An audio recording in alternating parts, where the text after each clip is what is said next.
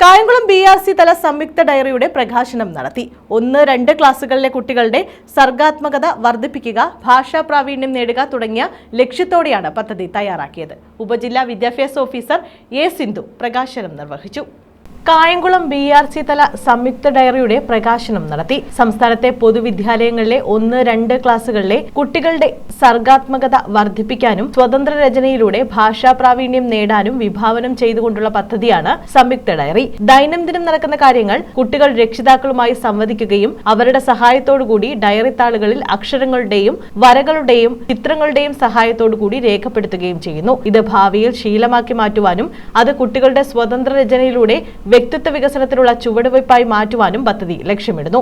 Kayamkulam BRC ഹാളിൽ നടന്ന head masters കോൺഫറൻസിൽ ഉപജില്ലാ വിദ്യാഭ്യാസ ഓഫീസർ A. സിന്ധു സംയുക്ത ഡയറി പ്രകാശനം നിർവഹിച്ചു. Head masters forum convener VS Anilkumar അധ്യക്ഷത വഹിച്ചു. Kayamkulam BPC S. ദീപ സ്വാഗതം പറഞ്ഞു. Cluster coordinator Soumya S. പദ്ധതി വിശദീകരണം നടത്തി. ഡയറിയുടെ ഫോർമാറ്റിൽ തന്നെ കുട്ടികളുടെ കൃതികൾ എഴുതുകയും അവരുടെ ഫോട്ടോ വെക്കുകയും അവരുടെ ആ സ്നേഹം അവരുടെ സ്വന്തം ഡയറിയോടുള്ള ഇപ്പൊ തന്നെ ഈ ബുക്ക് അങ്ങോട്ട് തന്നു കഴിഞ്ഞാൽ സ്വാഭാവികമായിട്ട് ഓരോരുത്തരും ഇവിടുന്ന് നോക്കുമ്പോൾ രേണുക ടീച്ചറിനെ കൊടുത്താൽ രേണുക ടീച്ചർ ആദ്യം നോക്കുന്നത് GLPS പുതുപ്പള്ളി നോർത്തിലെ ഉണ്ടോ നോക്കും. അതിന്റെ ഇപ്പുറത്ത് പ്രസന്റ് ടീച്ചർ കൊടുത്ത ടീച്ചർ നോക്കും. V. Anil boss, GS Praveen തുടങ്ങിയവർ പങ്കെടുത്തു.